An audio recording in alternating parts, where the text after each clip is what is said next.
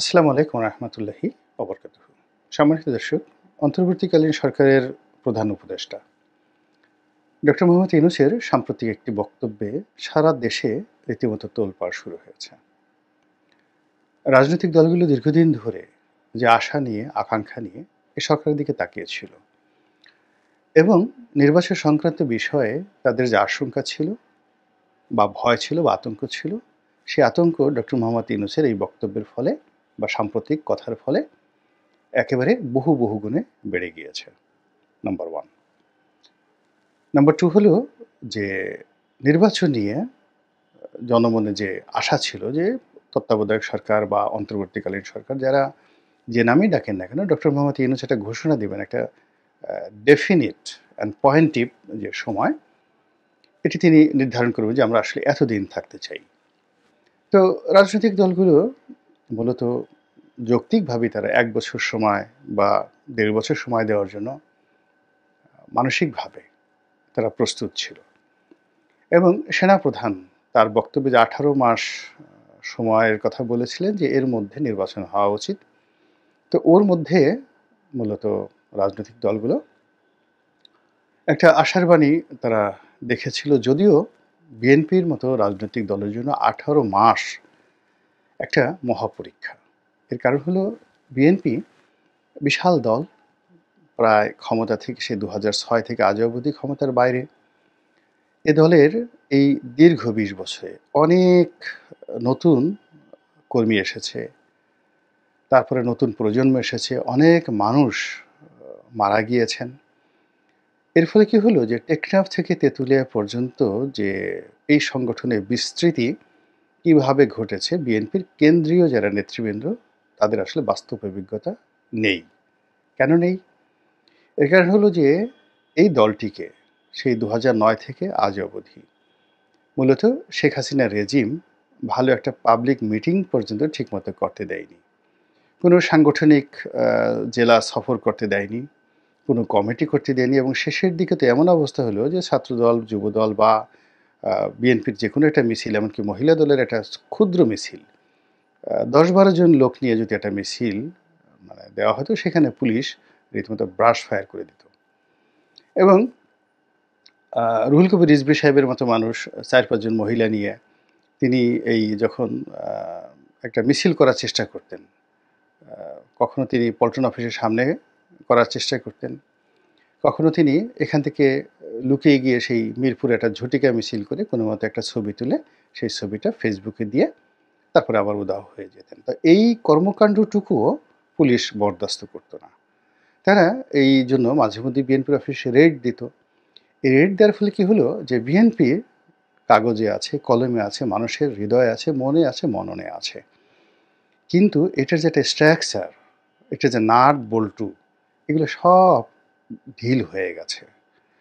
এটার যে ভিত্তিগুলো, এটা সব নড়বড়ে হয়ে গেছে। এবং এই অবস্থাতে যখন শেখ হাসিনার পতন হলো, যেহেতু এই দলটি সবচেয়ে জনপ্রিয়, এই দলের কর্মীর সংখ্যা বেশি, তারা কিন্তু পথে ঘাটে মাঠে ছড়িয়ে পড়েছে। দলের ভালো আছে, মন্দ আছে, খারাপ দিক আছে, কিন্তু এই যে দলের নেতাকর্মীদেরকে যে নিয়ন্ত্রণ করবে কেন্দ্রীয় নেতৃত্ব, অর্থাৎ উপজেলাকে জেলা নেতৃত্ব, জেলা নেতৃত্বকে সেই বলা হয় বিভাগীয় নেতৃত্ব, বিভাগীয় নেতৃত্বকে কেন্দ্রীয় নেতৃত্ব, এই যে চেইন অফ কমান্ড, এইটা নিয়ন্ত্রণ করার জন্য যে পরিবেশ পরিস্থিতি দরকার, সেটা এখন বিএনপির নাই। যে যেখান থেকে পারছে সভা করছে, সেমিনার করছে, মিছিল করছে, মিটিং করছে, চাঁদাবাজি করছে, গুন্ডামি করছে, মানে যার যেটা প্রয়োজন এবং যার যেটা অভ্যাস সে অনুযায়ী করে যাচ্ছে। তো এই বিষয়গুলো বিএনপি তখনই নিয়ন্ত্রণ করতে পারবে যখন রাষ্ট্র ক্ষমতা তার অধীন থাকবে, অথবা সমাজে সত্যিকার অর্থে ন্যায় বিচার থাকবে। যেমন ধরুন, এখন যদি পুলিশ অ্যাক্টিভ থাকতো, তাহলে বিএনপির নেতাকর্মীরা যে দখল কাজ করছে, চাঁদাবাজি করছে, নিজেরাই যারা মারামারি করছে বা অবৈধ মামলা দিচ্ছে, মানে যে সকল অভিযোগ বিএনপিকে এখন একেবারে সর্বনাশ করে ছেড়েছে, এর একটাও কিন্তু ঘটতো না যদি প্রশাসন থাকতো। আর যদি ক্ষমতায় বিএনপি থাকতো, তাহলে তো এগুলো প্রশ্নই আসে না। তো এজন্য বিএনপির অস্তিত্বের মানে রক্ষার কারণে বা অস্তিত্ব রক্ষার স্বার্থে বিএনপি দ্রুত নির্বাচন চাচ্ছে, বিএনপি দ্রুত আইনশৃঙ্খলা রক্ষাকারী বাহিনীর প্রত্যাবর্তন, পুলিশের প্রত্যাবর্তন চাচ্ছে, বিএনপি দ্রুত পরিস্থিতির উন্নতি চাচ্ছে, এরকম অনেক কিছু। কিন্তু সেখানে 18 মাস তো দূরের কথা, বিএনপির জন্য আসলে ৩ মাস, এখন থেকে যদি ৩ মাস পরে নির্বাচন হয় এবং এখন যে অবস্থা চলছে, ৩ মাস পরে যদি এই সরকার যে কোনো কারণে হোক, আমেরিকার চাপে হোক, তারপর ভারতের চাপে হোক, কিংবা নিজেদের কোনো যাকে বলা হয় গোপন চুক্তি হোক বা সমঝোতা হোক, কিংবা আওয়ামী লীগ সরকারের যে সকল সাবেক আমলা কামলারা এখন সেনাবাহিনী থেকে শুরু করে সব জায়গাতে ছড়িয়ে ছিটিয়ে আছেন, তাদের কারণে হোক, মানে যে কোনো কারণে হোক, এরা যদি এই মুহূর্তে একটা নির্বাচন দেয় খুব দ্রুত ৬ মাস পরে, ১ বছর পরে কিংবা ২ বছর পরে, এবং সেখানে আওয়ামী লীগকে যদি অংশগ্রহণের সুযোগ দেওয়া হয়, কোনো শেক লাগবে না, কিছু লাগবে না, খালি নৌকায় থাকবে, আর ধরে ধরে সেই নৌকাতে খালি অন্য দলের লোক ঢুকিয়ে দেবে বা সাধারণ মানুষ ঢুকিয়ে দেবে। এমনকি ডক্টর ইউনূসের গ্রামীণ ব্যাংকের ম্যানেজারদেরকে যদি নৌকায় মনোনয়ন দেওয়া হয়, অবিশ্বাস্য ফলাফল আসবে এবং বিএনপির চরম ভরাডুবি হবে, জামাতের চরম ভরাডুবি হবে, এবং এই জিনিসগুলো রাজনৈতিক দলগুলো বুঝতে পেরেছে এবং বুঝতে পারার কারণেই তারা খুব দ্রুত একটা নির্বাচন চাচ্ছিল এবং পরিস্থিতির উন্নয়ন চাচ্ছিল। কিন্তু ডক্টর মোহাম্মদ ইউনূস বিভিন্ন সময় তার কথাবার্তাতে যেটা হচ্ছে সেটা হলো ধরি মাছ নাসুই পানি, ডান দিকে যাব না বাম দিকে যাব, কি বলবো কিছুই বোঝা যাচ্ছিল না। অনেকটা চোখ টেরা প্রকৃতির। আপনি চোখ টেরা মানুষ যখন আপনার গোলকিপার হয়, তারপরে কিংবা চোখ টেরা মানুষ যখন ফুটবল খেলতে যায়, ধরুন মেসি যদি চোখ টেরা হয়, সেক্ষেত্রে তার চোখের আই কন্ট্যাক্টের মানে চোখের সঙ্গে চোখ মিলিয়ে গোলকিপার যদি বল ধরার চেষ্টা করে, তার তো সর্বনাশ হয়ে যাবে। তো এই জন্য পরে আমরা এই যে চোখ টেরা বা বাঁকা চোখ, কানা চোখ, এই জিনিসগুলো খুব যাকে বলা হয় ভয়াবহ মনে করি।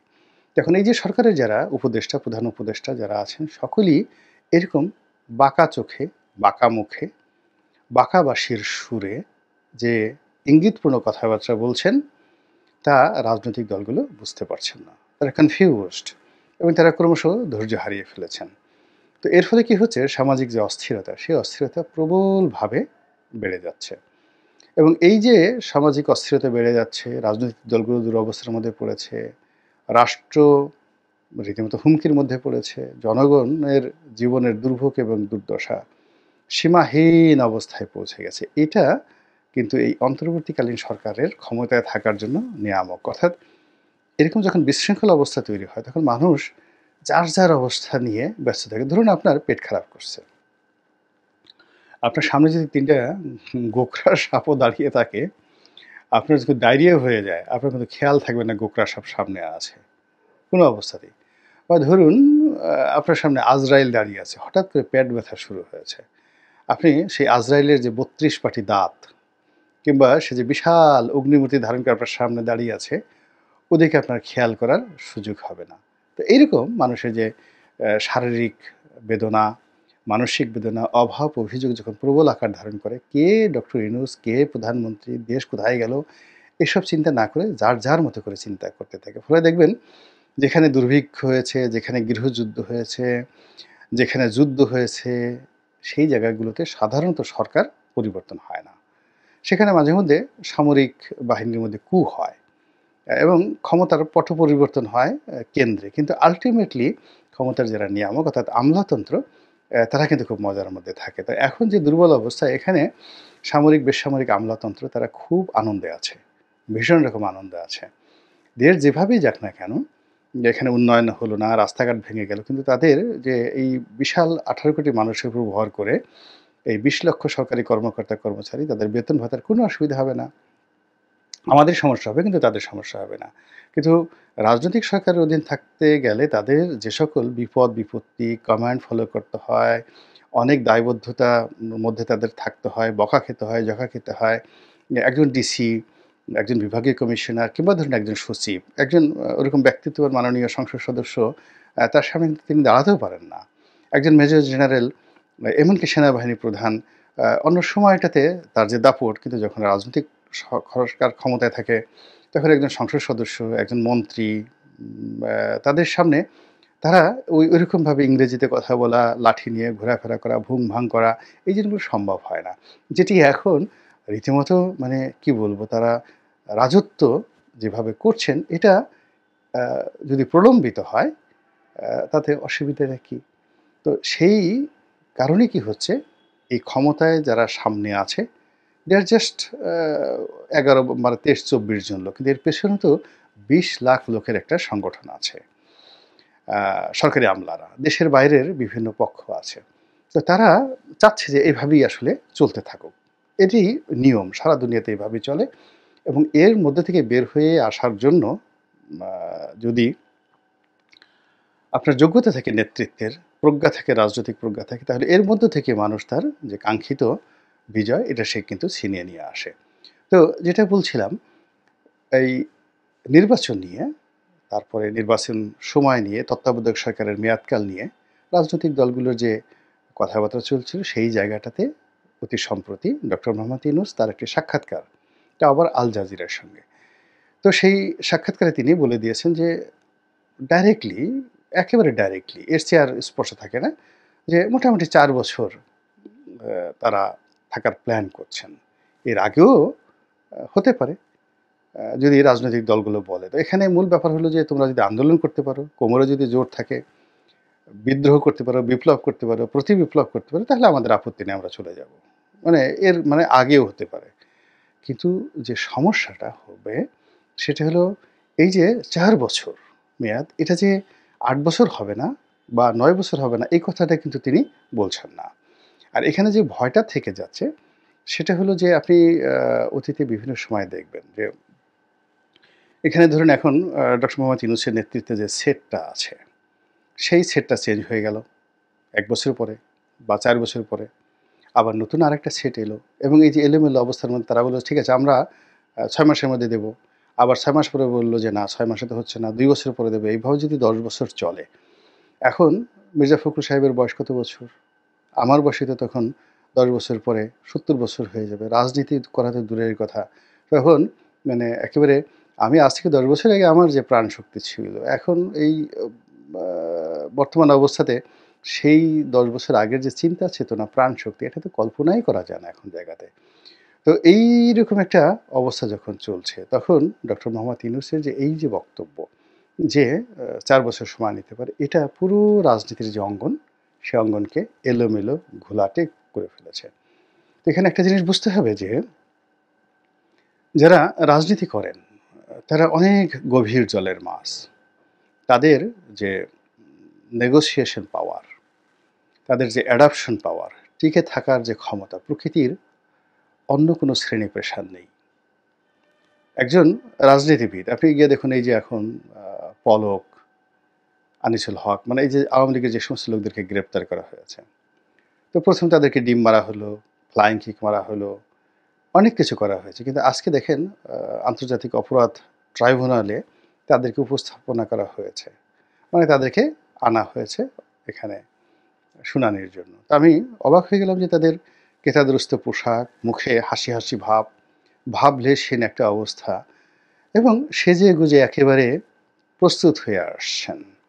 এবং বিশেষ করে হাসানুল হক ইনু এবং রাশেদ খান মেননের মতো প্রাজ্ঞ নেতা তাদের যে ব্যক্তিত্ব, মানে এমনভাবে তারা ওখানে পুলিশ কর্মকর্তা বনাম সবার দিকে তাকালেন যে পুলিশ কর্মকর্তারা ওই যে তাদের চাহনি, সেই চাহনির বাইরে গিয়ে তাদের হাতটা ধরবে, হ্যান্ডকাপ পরাবে বা তাদের সঙ্গে একটু ভাবসাব দেখাবে এই সুযোগই তারা কিন্তু পেল না। This is a political characteristics.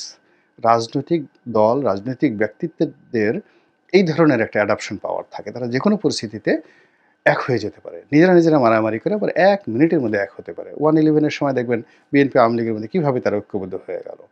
তো কাজেই এই যে ডক্টর মোহাম্মদ ইউনূস যে শব্দ বোমা প্রয়োগ করলেন বা যে কথা তিনি বললেন, এটার প্রেক্ষিতে নিশ্চিতভাবে রাজপথ গরম হয়ে যাবে এবং এটা আপনাদেরকে ১৫ দিন অপেক্ষা করতে হবে না। অর্থাৎ এরপর যদি উনি বলেনও ৬ মাস পরে নির্বাচন দেব বা ৩ মাস পরে নির্বাচন দেব, এই বিশ্বাস আর তিনি অর্জন করতে পারবেন না। আল্টিমেটলি তার যে কমিটমেন্ট, তার যে আচরণ বা তার সম্পর্কে মানুষের যে চিন্তা চেতনা ছিল, এই জায়গাটা আঘাতপ্রাপ্ত হয়েছে। যেমন তিনি অনেককে দাওয়াত করেছেন।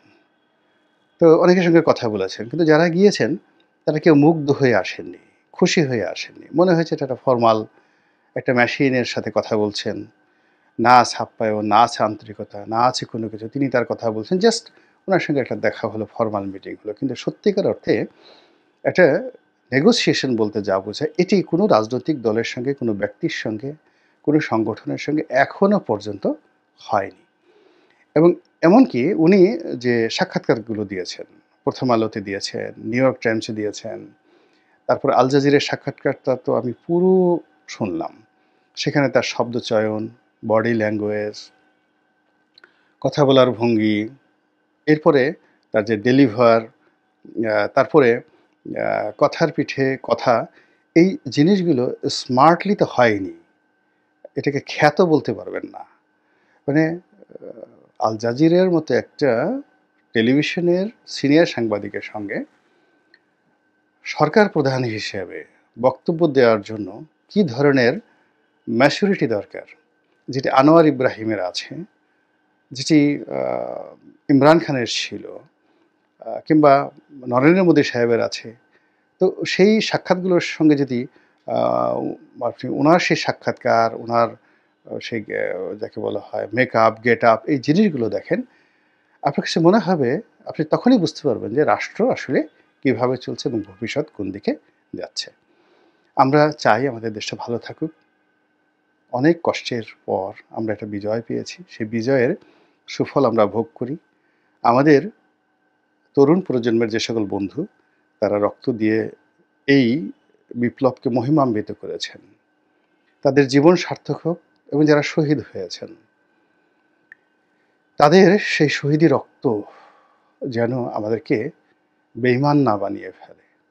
আল্লাহ আমাদের সবাইকে হেদায়েত দান করুন এবং হেফাজত করুন। আসসালামু আলাইকুম ওয়া রাহমাতুল্লাহি ওয়া বারাকাতুহু।